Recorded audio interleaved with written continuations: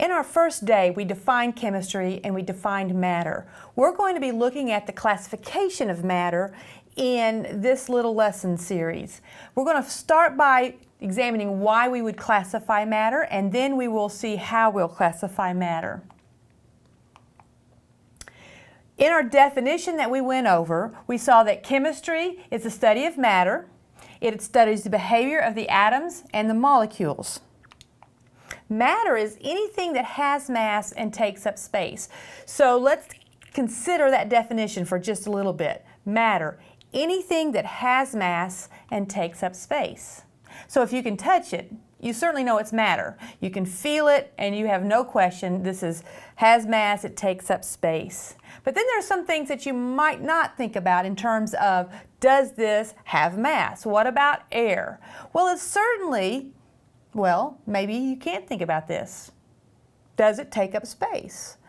Well, if you were to take a glass, and it's an empty glass, empty, okay?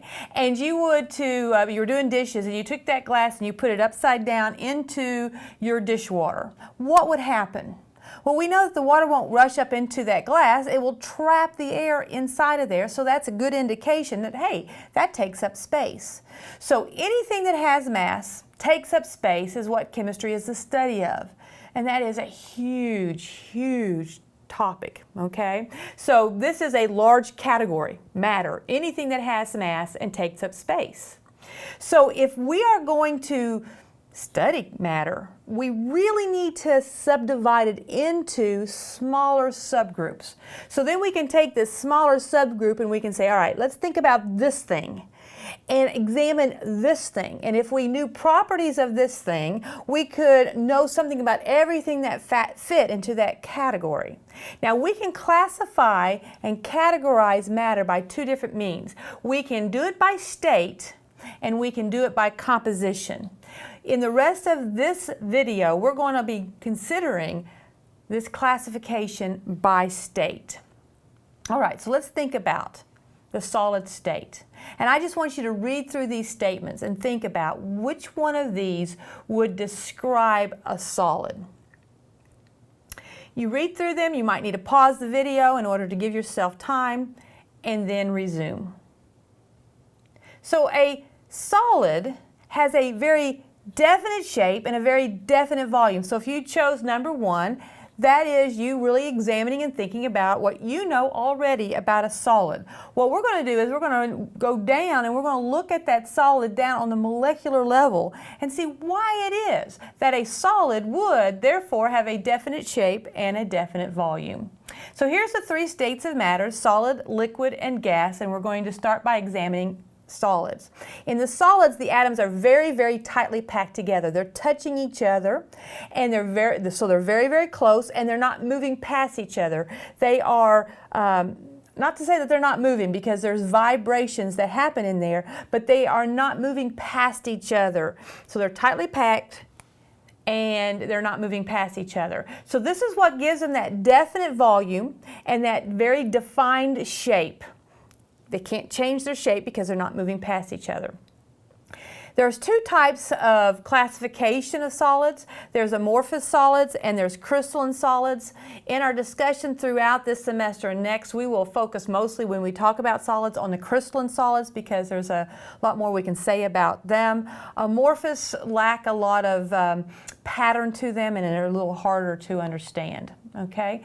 The solid state is a state that we call a condensed state. That means it's in its small package, so it's a condensed state.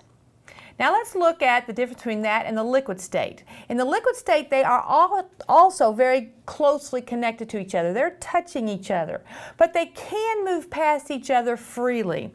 And because of that motion by and past each other, the liquid state has that definite volume. It's not changing its volume, but it doesn't have a defined shape. It will take on the shape of its container, okay? So we say it has a definite volume, but not a definite shape. So if I had a 6-ounce glass of Coke and it was in a nice round Coke and I poured it into a square glass, I have a square glass at home and I hate drinking out of that because I'm not sure where to touch it. So I take that square glass, it's going to have the same 6 ounces as the round glass had, but it's still 6 ounces regardless. This is also considered a condensed state. It's a condensed state because those molecules are touching each other and they can't get much more packed than that. So now we have the third state, and the third state is the gas state. Now the gas state, the molecules or the atoms of that gas are really, really far apart. They're freely moving past each other, but really far apart. Let's consider that far apart business for a minute. When we look at that picture on the screen, it kind of looks like we could fit 4 molecules in that box, but that is an over-exaggeration. If you were to imagine a molecule that was as large as a marble, and the next nearest gas molecule would certainly not fit in that box. It probably wouldn't even fit in the room you're in. It might not even be next door in the room next to you. It might be 2 doors down and 1 flight of stairs up.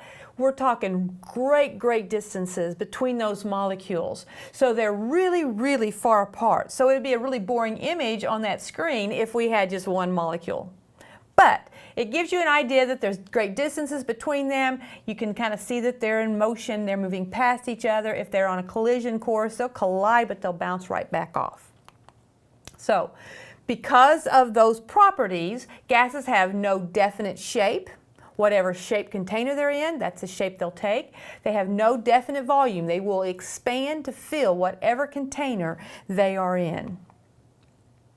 As I already stated, they move past each other very freely if it is what we call an ideal gas, as the molecules are approaching. If they're not going to collide, they'll just move past. If they're on a collision course, they'll collide and they'll bounce right off. The gas molecules are very compressible. Because of those great distances between those molecules, you can push them together and get them a little smaller, make them in a smaller container, and push them together and get them a little bit smaller container. Now eventually you can compress them all the way down to where they will liquefy. They'll be like the picture of the liquid. The molecules are now touching each other. But if you don't get them that close together, they're still a gas, they're expanding to fill the container, and they are in the gas state. So we've got these 3 ways of classifying matter by state. We can talk about solid states, we can talk about liquid states, we can talk about gas states. We will, and once you've put matter into one of those categories, let's say it's a gas, what you can do is you can study gases, and knowing that it's a gas, you know many things about that substance without having to study just that substance. So we don't have to just examine oxygen and know about oxygen. We know, as soon as we know that oxygen is a gas, we will have a whole list of things we'll know about oxygen because it is a gas. And we'll have a whole chapter dedicated to gases in chapter 5 this semester. So that concludes our discussion of the 3 states of matter.